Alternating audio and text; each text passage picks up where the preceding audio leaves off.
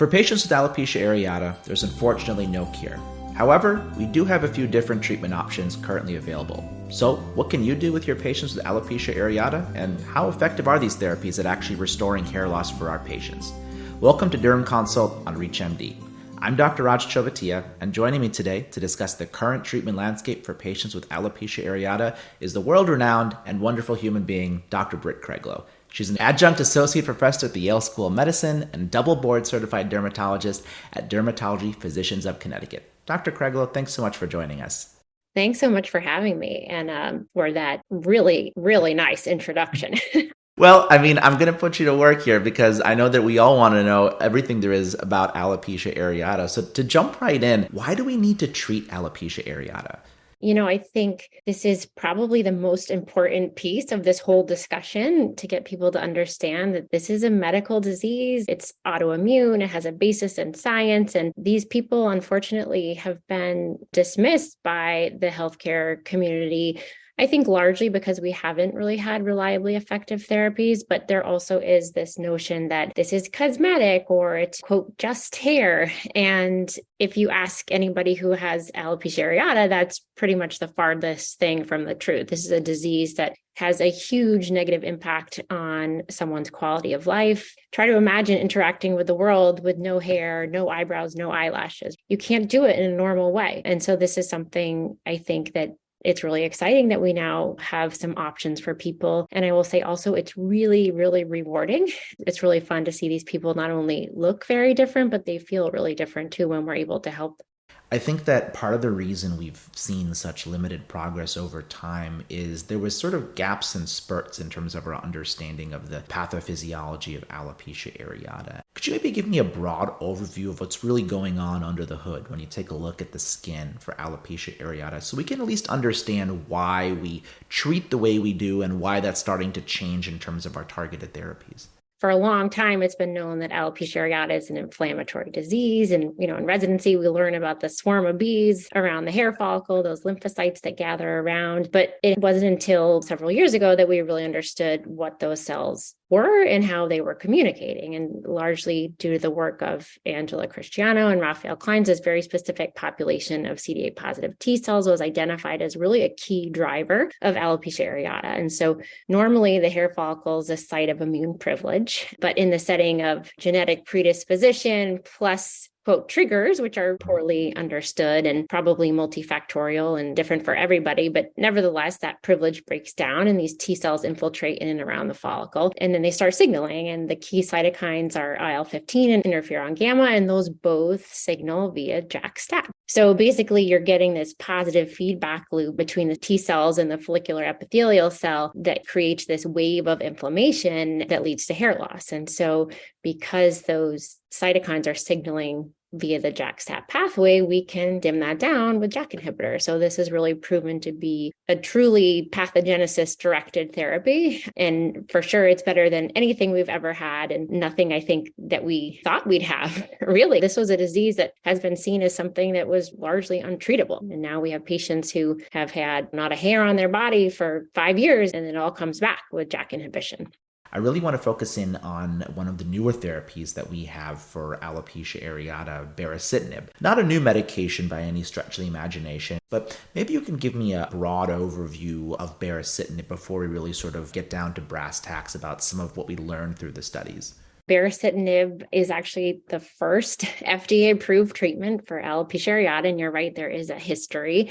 Initial approval was in rheumatoid arthritis. And then outside the US, it's used pretty widely in atopic dermatitis. And so it's a mostly JAK1/2 inhibition. There are 2 doses in alopecia areata. The 4 milligram really does work quite a bit better than the 2 milligram. It's oral. It's a once daily. And we can talk about tolerability and safety and things like that. But really exciting to finally have an approved drug. For those of you just tuning in, you're listening to Derm Consult on ReachMD. I'm Dr. Raj Chovatiya, and I'm speaking with Dr. Britt Craiglow about current treatment options for patients with alopecia areata. So Dr. Craiglow, let's explore some of the most recent data from the pivotal phase 3 trials, BRAVE AA1 and AA2 with baricitinib.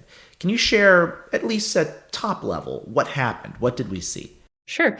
So for basically all of the AA-JAK inhibitor studies, the patient population is quite severe. So inclusion criteria was patients who had at least 50% scalp involvement, and many of those patients had 95 to 100%. So it was very skewed to the severe end of the spectrum. Patients who had had complete hair loss for more than 8 years were excluded. And I think that's actually a really important point.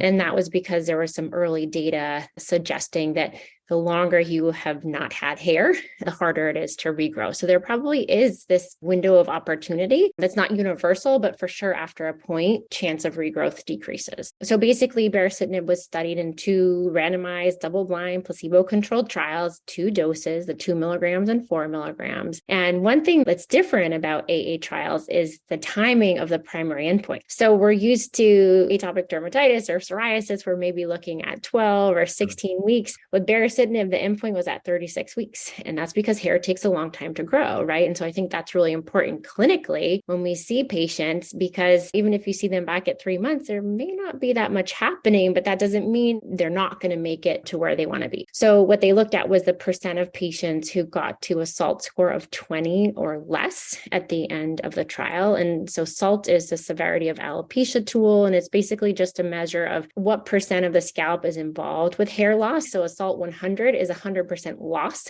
and a SALT 0 is 0% loss. So the lower the number, the better.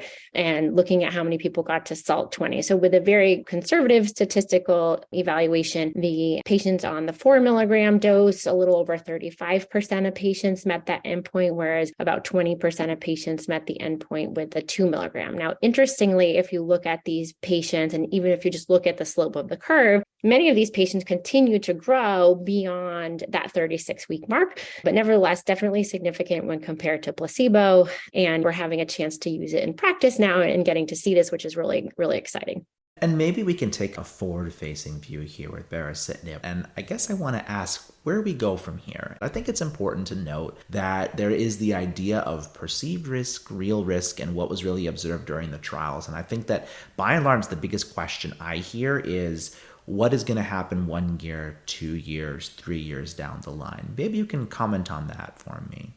I think when it comes to JAK inhibitors, prescribers are excited about them, but also there's this level of concern, right? People want their patients to get better, but they're worried about causing harm. And I think the box warning is at the surface very scary, but these drugs have a lot of baggage, mostly from rheumatoid arthritis. And I think an understanding of where that box warning comes from and the patient population that inform that, which is largely really different from our patients. One thing that's really nice with these clinical trials in alopecia areata and now atopic dermatitis also is we have data in our patients. We're not looking at people with rheumatoid arthritis over 50 with at least one cardiovascular risk factor who are also taking methotrexate. I mean, most of these patients with alopecia areata, it's the only thing on their problem list. They're healthy, right? This is a thing that happens to very healthy people, and they tend to be on the younger side. And so it's a conversation. You certainly don't want to dismiss the warnings. And I think when you look at the rates of this scary stuff, they're very low in these clinical trials. And I think we're not only thinking about risk and benefit, which we kind of always talk about. I think with alopecia areata, it's really mostly about risk versus consequence of not treating. Like, what does your life look like without hair? And how is it changing your trajectory? And what does it mean if we don't do this now? So